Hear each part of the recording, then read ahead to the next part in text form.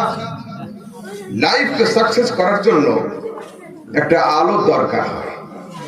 বর্তমান সময়ে আমাদের সমাজে সমস্যা আছে।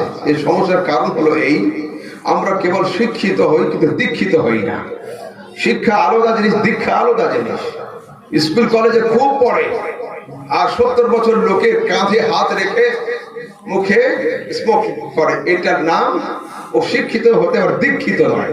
দীক্ষা সবসময় মানুষকে আদব শেখায়, এর নাম হলো গুরু। গুরু, গুরু কাকে বলে? গু মানে অন্ধকার, রু মানে রোশনি। যিনি অন্ধকার থেকে আলোর দিকে আহ্বান করেন তার নাম হলো গুরু, তার নাম হলো গুরু। তো লাইফ সাকসেস হওয়ার জন্য বা লাইফকে সাকসেস করার জন্য একটা নূর বা টর্চ বা একটা আলোর দরকার। তো চলুন হাতে টর্চ লাইট নিয়ে বের হলাম, দেখি লাইফ সাকসেস হয় কিনা। তো টর্চ লাইট তো আগের দিকে আলো দিচ্ছে, পিছন দিকে অন্ধকার রাখছে। তো যে নিজের অন্ধকার দূর করতে পারেনি, ও হযরতের লাইফের অন্ধকারকে কি করে দূর করবে? তো টর্চ লাইটকে ফেলে দিলাম, ভালোটা হ্যালোজিন ভাড়া করলাম। তো হ্যালোজিন দেখছে আলো অনেক দূর পর্যন্ত ফোকাস তো দিচ্ছে, কিন্তু সামনের দিকে দিচ্ছে, পিছনে অন্ধকার।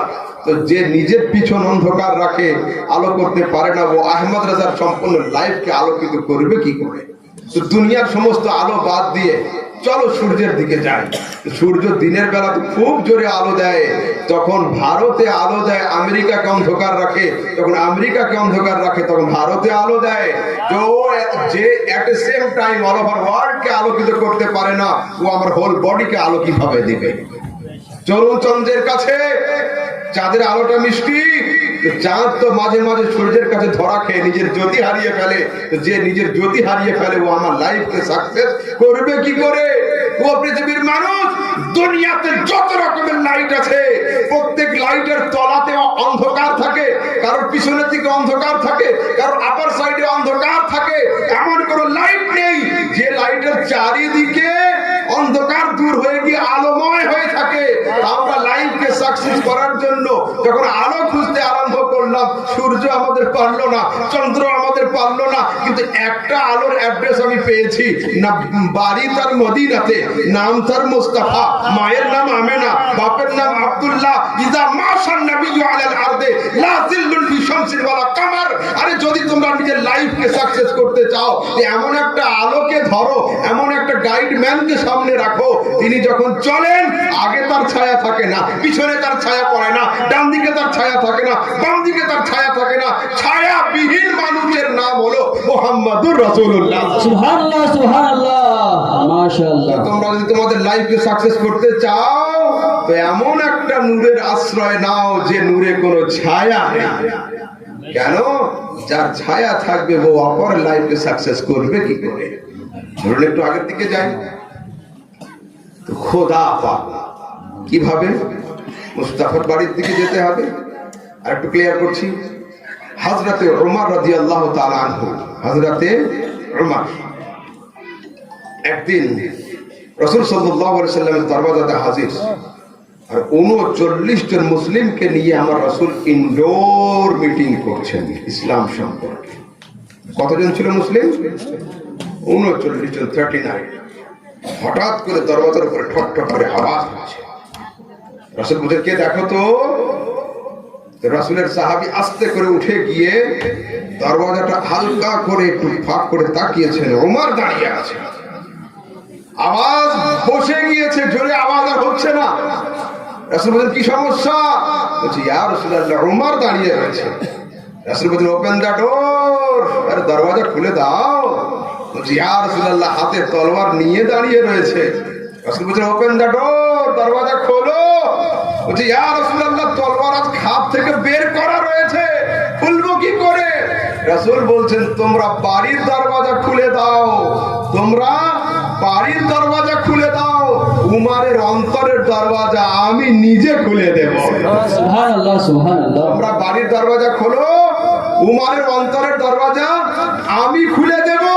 তো যখন রাসূলের কথা শুনে বাড়ির দরজা খুলে দেওয়া হয়েছিল, তো হযরত উমর উঁচু তলোয়ারকে মুস্তাফার চেহারার দিকে তাকিয়ে নিচু করে পাঠ করেছেন, আশহাদু আল্লা ইলাহা ইল্লাল্লাহ ওয়া আন্নাকা রাসূলুল্লাহ।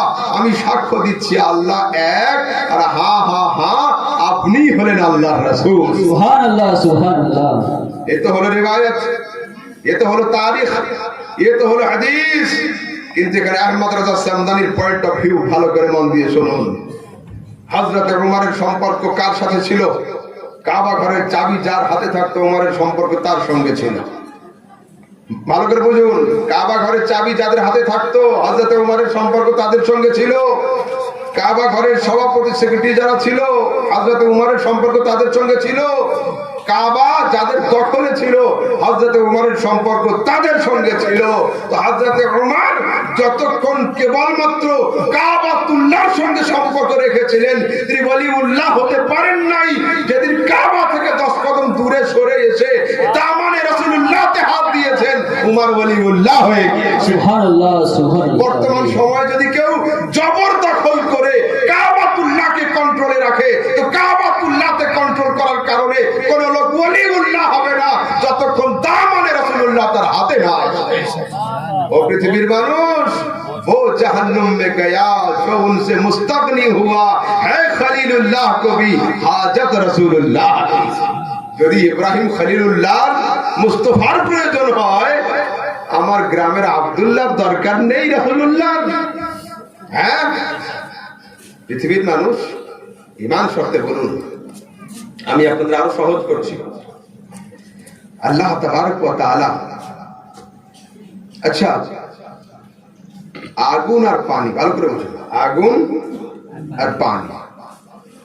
আগুন চায় মুরিদ করব, আর পানি চায় আমি মুরিদ হব।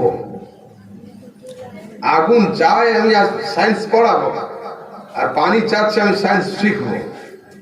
তো উনান, স্টোভ বা চুলোতে আগুন জ্বালিয়ে দিয়ে যদি 1 লোটা পানি দেওয়া হয়, তো আগুনের মুরিদ করা হবে না আর পানির মুরিদ হওয়া হবে না। কিন্তু হযরত চাচ্ছেন গরম পানি খাবেন, পান করবেন, ঠিক আছে, গরম পানি পান করবেন। কিন্তু আগুন আর পানি দুটোকে এট দ্য সেম টাইম মেলানো সম্ভব হচ্ছে না। এ আছে তো ও নেই, ও আছে তো ও নেই।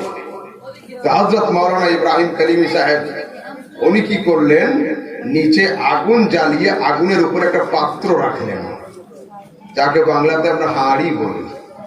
এই পাত্র, আর পাত্রের উপরে ঢাললেন পানি। পাত্রের কাজ কি?